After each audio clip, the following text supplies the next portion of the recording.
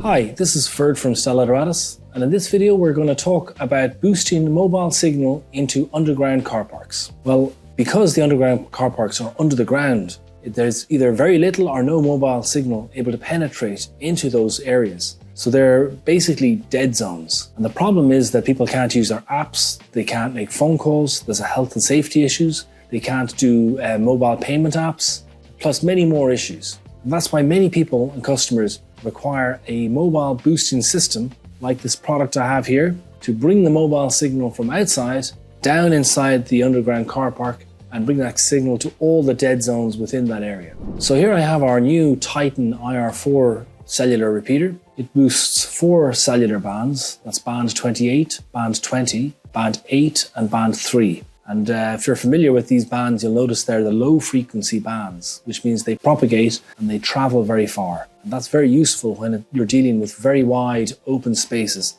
like an underground car park. So this is the perfect product to bring mobile signal into those underground car parks. Other features it has is it automatically connects to the Stella Control monitoring platform. It has an embedded modem and a SIM card. You don't have to think about anything. It instantly connects. And that allows you to check remotely the status and the state of the device to make sure that it's operating optimally.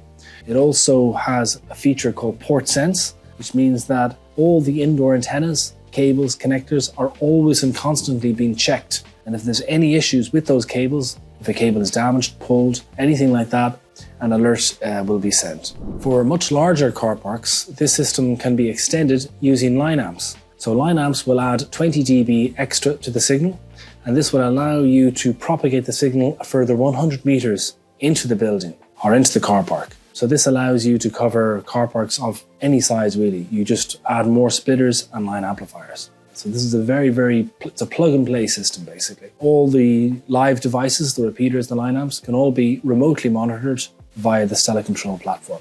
So that brings this video to a close. Thanks for watching.